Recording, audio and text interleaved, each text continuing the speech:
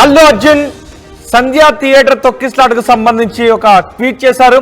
సంధ్యా theatre తొక్కిస్లాట్లో గాయపడి హాస్పిటల్లో చికిత్స పొందుతున్న శ్రీతేజ్ గురించి అల్లు అర్జున్ ట్వీట్ చేశారు.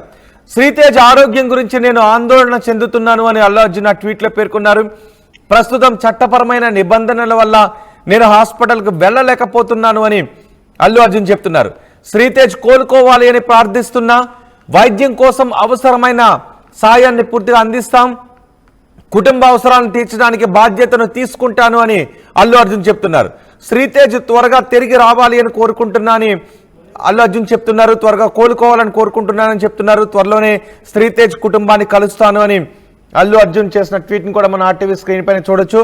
4వ తారీఖున ప్రీమియర్ షో వేస్తున్న సందర్భంలో సంధ్యా థియేటర్ దగ్గర అల్లు అర్జున్ సంధ్యా థియేటర్ దగ్గరకు వచ్చారు.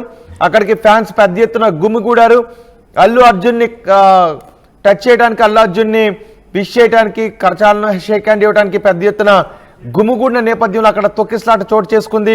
ఆ తొక్కిసలాట్లో రేవతి చనిపోయారు. రేవతి కుమారుడు కూడా ఆ సమయంలో రేవతి పక్కనే ఉన్నారు. రేవతి కుమారుడు తీవ్ర గాయాలపై ఆసుపత్రిలో చికిత్స పొందుతున్నారు. ప్రస్తుతం కిమ్స్ ఆసుపత్రిలో రేవతి కుమారుడు శ్రీతేజ చికిత్స పొందుతున్నారు. ఆ ఘటనలో రేవతి చనిపోవడం, రేవతి పిల్లలిద్దరూ కూడా తల్లి లేని బిడ్డలుగా మారిపోవడం అందరినీ కూడా కలిచివేసింది. ఈ ఘటనపై భిన్నాభిప్రాయాలు వినిపించారు. అందరూ కూడా రేవతి కుటుంబాన్ని ఎవరు పరామర్శించడం లేదు అని, రేవతి కుటుంబాన్ని వదిలేశారు, పట్టించుకోవడం లేదు అంటూ పెద్ద ఎత్తున సోషల్ మీడియాలో ప్రచారం జరిగింది.